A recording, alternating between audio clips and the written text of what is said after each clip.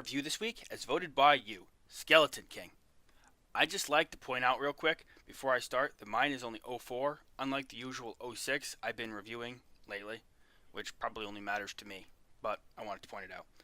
His white active skill, Royal Summons.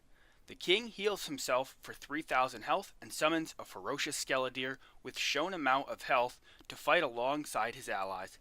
Has the magic damage trait and the bashing damage trait. Prior to Legendary, this skill was one of two that white locked, and it came at a detriment. Considering it's a self-heal, I spent many close fights hoping that Skeledeer would die, and it didn't, and Skeleton King died. It was frustrating.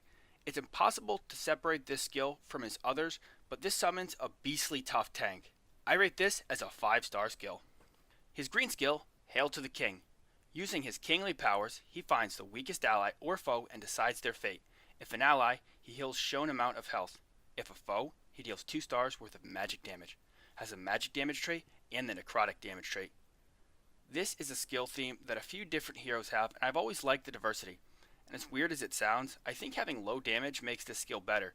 I'd be kind of mad if I had a strong attack ignored for a small heal. I rate this as a 3-star skill. His blue skill, Bewilderbeast.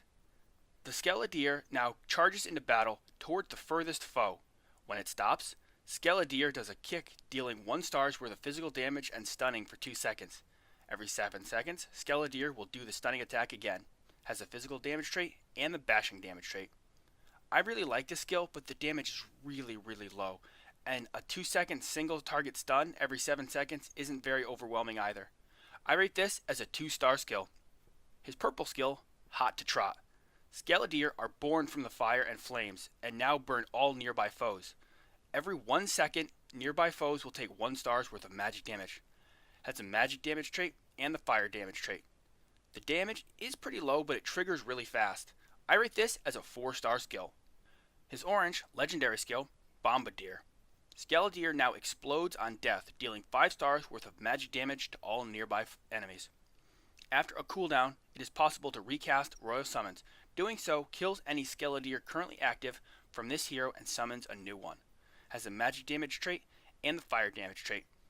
This skill is unlocked when you promote to orange and then do 3 quests. Again, like every hero in that wave, it has changed. I'm using the changed version. Quest 1. Heavy Hangs the Head. Sacrifice 1 lavishly adorned rapier. This wasn't too bad. It does involve bunny slippers though. This used to be 1 crown a day for 7 days. The title made more sense then. I initially hated it, but it came at a time when they changed the challenges, so they become less rare. Quest 2. Prance with Dragons. Win 30 hard mode expedition battles using Skeleton King and any dragon. This probably is one of the easier versions of these because the prevalence of so many dragons useful in expedition. Quest 3. The Legend Begins. Sacrifice 15 Swordy McEpic Pants. 15 is a lot of items, but these are pretty easy to get, so it made it relatively minor. Mileage may vary, but when you consider how absurd some of these wave steps were, yeah, this is really easy.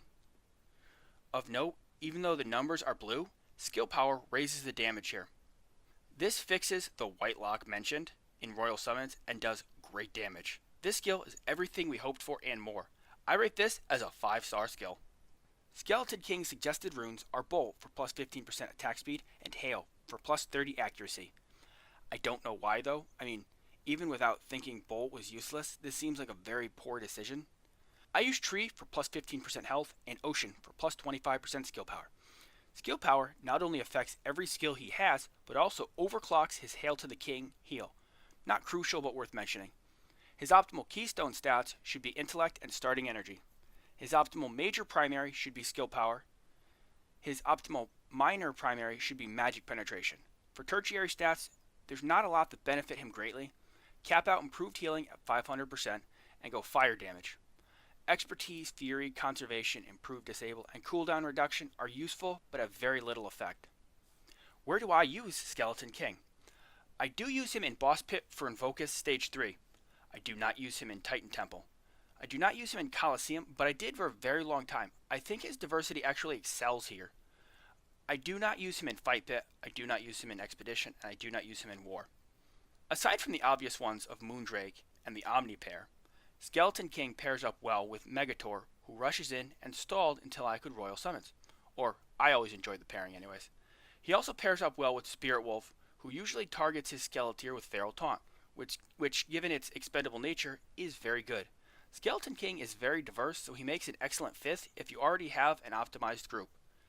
Good counters for Skeleton King are heroes that target the back row, such as Ninja Dwarf or Spiky Dragon and the like, or heroes who silence, like Silent Spirit or Cosmic Elf. He's also very vulnerable to Christmas Spirit. Skeleton King got the legendary we all wanted and knew he should get. Unfortunately, it was far too late. He is scaled too low to compete past 80 to 90 range when legendaries pop up and strong matchups start to hit their stride. Over specialization breeds weakness, but so does spreading yourself too thin. Between healing, DPS, tanking, stuns, and saving Halloween Town, he eventually outlevels himself and is good at none of them anymore. I've always thought Skeleton King was a really fun hero to use, and he does have his uses, but they are extremely limited. Overall, I rate Skeleton King as a 2-star hero.